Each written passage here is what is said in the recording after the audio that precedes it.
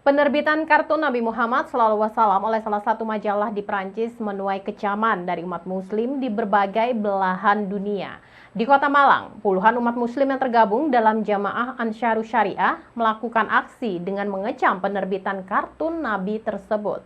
Massa juga mengajak umat muslim untuk memboikot produk dari Prancis. Puluhan massa dari Jamaah Ansarus Syariah Kota Malang dengan membawa poster melakukan aksi demo di Jalan Tugu Kota Malang.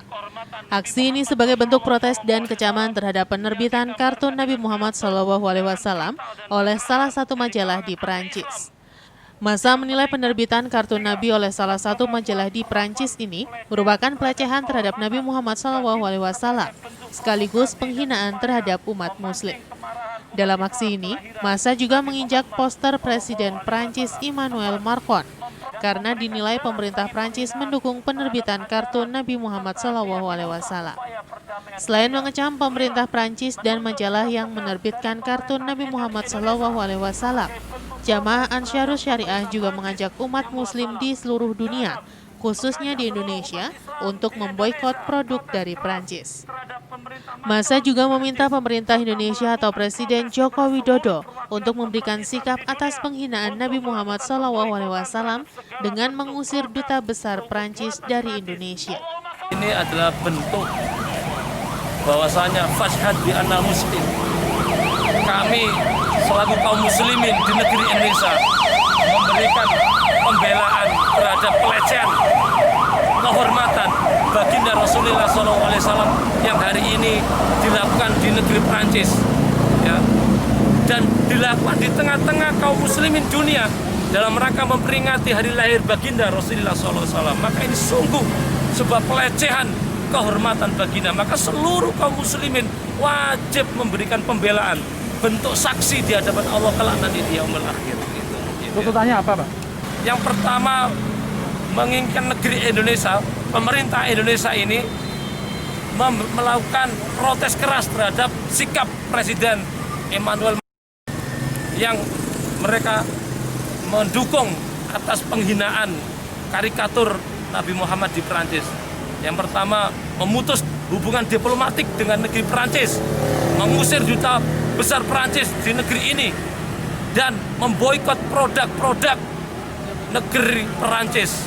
Ini adalah bentuk upaya-upaya agar mereka berhenti melakukan penghinaan dan pelecehan baginda Rasulullah SAW.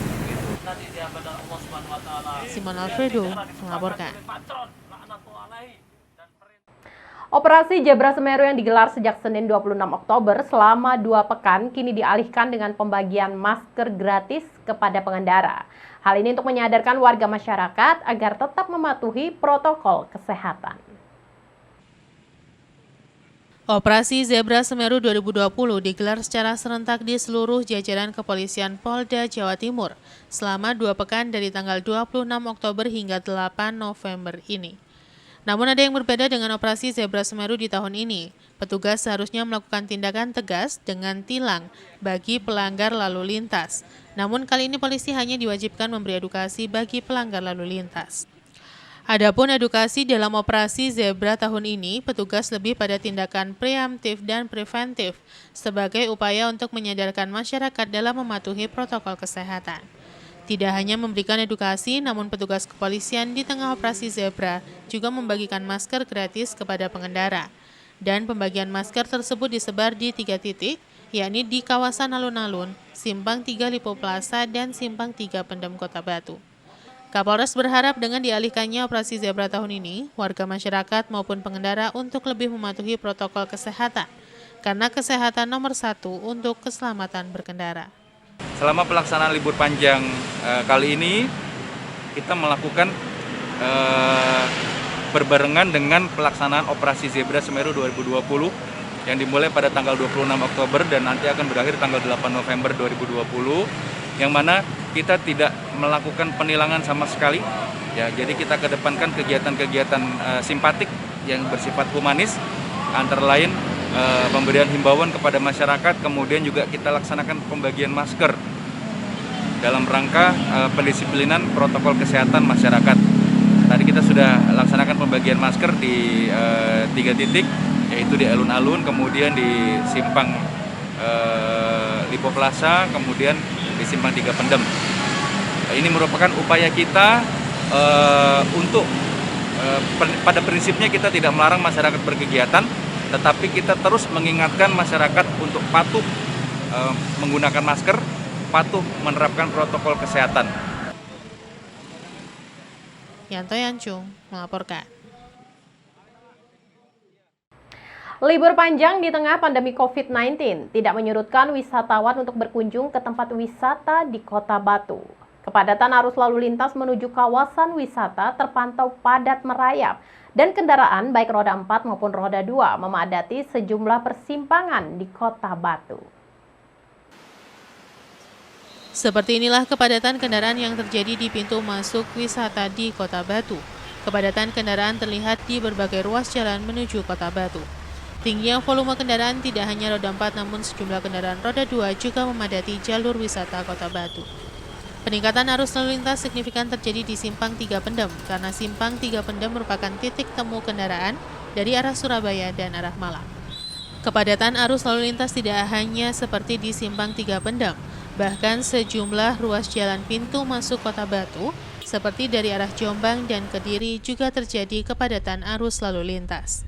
Kasat Lantas Polres Batu menjelaskan, volume kendaraan mengalami kenaikan dibandingkan hari biasa. Dan kepadatan kendaraan ini didominasi kendaraan pribadi yang hendak bertujuan wisata. Sementara untuk antisipasi penumpukan kendaraan, petugas kepolisian telah melakukan rekayasa lalu lintas dengan memecah melewati jalur alternatif dan memperlakukan sistem buka tutup. Panjang di wilayah Kota Wisata Batu, khususnya mulai arah batas kota masuk KWB, kawasan wisata Kota Batu, masih ramai lancar kendali, dan kita selama libur panjang ini kita buatkan 3 pos, yaitu pos pengamanan, pos pelayanan, dan pos pantau. Pos pantau kita tempatkan di Rawan Laka, di daerah Pujon, dan pos pengamanan kita taruh di batas kota Simpang 3 Pendem, dan pos pelayanan kita taruh di tempat wisata. Dan ada anggota di standby-kan di tempat-tempat wisata sehingga tidak ada terjadi antrian panjang selama ini dan masih berjalan lancar. Puncaknya mulai hari ini dan mungkin arus baliknya mulai hari Sabtu atau Minggu, arus balik dari kembalinya dari kota wisata ini. Dan hari ini sudah mulai banyak kendaraan yang masuk wilayah Kota Batu dan kita prediksi selama 1 menit sekitar 60 kendaraan yang masuk. Yanto Yancung melaporkan. Terima kasih Anda masih setia bersama kami dalam Info 7 Malang Raya. Harga jual daging ayam potong di sejumlah pasar di Kota Malang kembali melonjak. Saat ini harga jual daging ayam potong di kisaran Rp32.000 dari harga sebelumnya Rp28.000 per kilogramnya. Kenaikan harga jual daging ayam potong ini dikarenakan tingginya permintaan dari konsumen. Harga jual daging ayam potong yang sebelumnya dijual dengan harga Rp28.000 per kilogram, kini naik menjadi Rp32.000 per kilogramnya. Kenaikan harga jual daging ayam potong ini terjadi 3 hari belakangan ini atau sehari sebelum peringatan Maulid Nabi Muhammad SAW. Naiknya harga daging ayam potong salah satu penyebabnya yakni tingginya permintaan dari konsumen. Hamidah, salah satu pedagang daging ayam di Pasar Besar Kota Malang mengatakan, bahwa harga daging ayam potong ini baru 3 hari mengalami kenaikan dari sebelumnya Rp28.000 menjadi Rp32.000 per kilonya.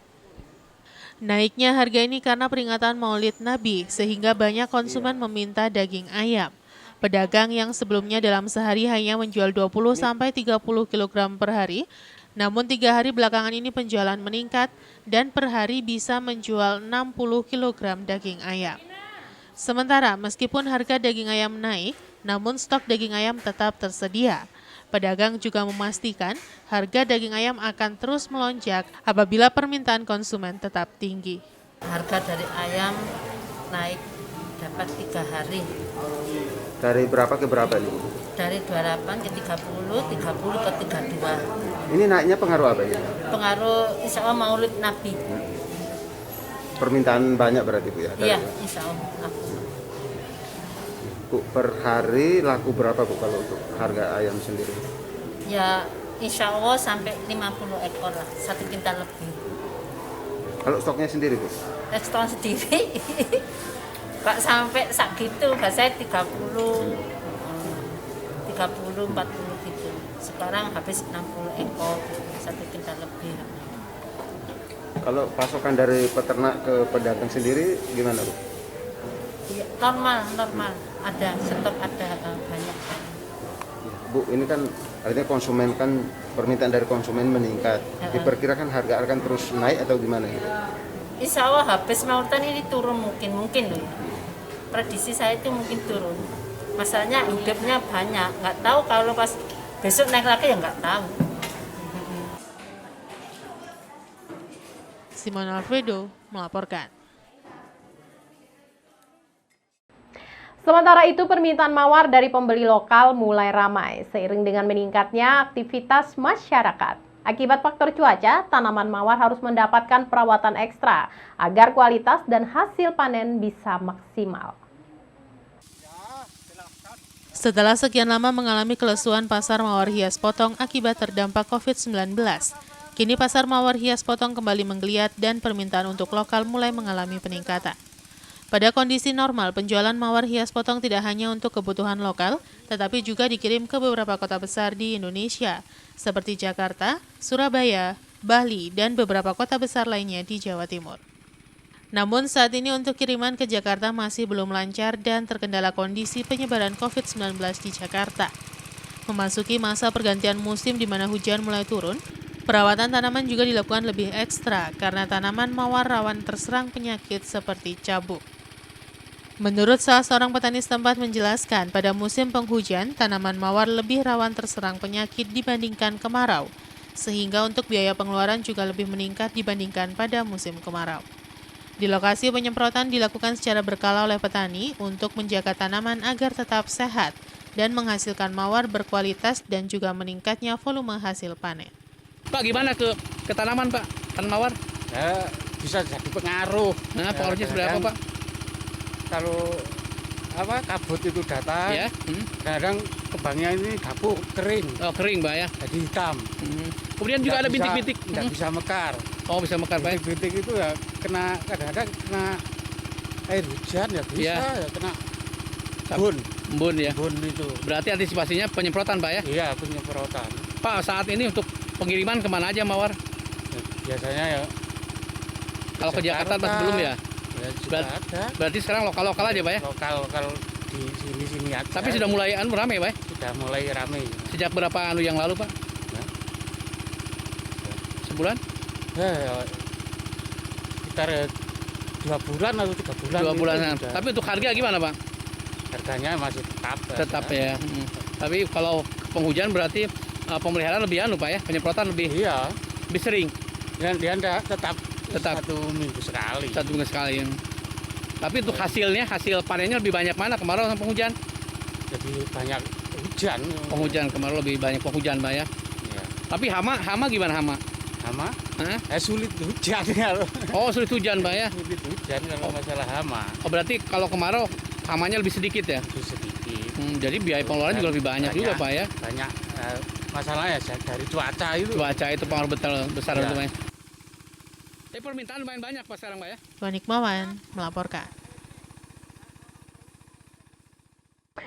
Terima kasih Anda masih setia bersama kami dalam Info 7 Malang Raya. Sebagai bentuk kepedulian kepada asnaf sabilillah atau ustadz dan ustazah TVQ Sekota Batu, Badan Amil Zakat Nasional atau Basnas Kota Batu tahun 2020 melaksanakan kegiatan pentasyarupan zakat, infak, sodakoh kepada 171 ustadz dan ustazah dari Pesanggerahan, Songgokerto, dan Sumberjo, bertempat di Masjid Jami Nurul Huda, Sumberjo, Kota Batu.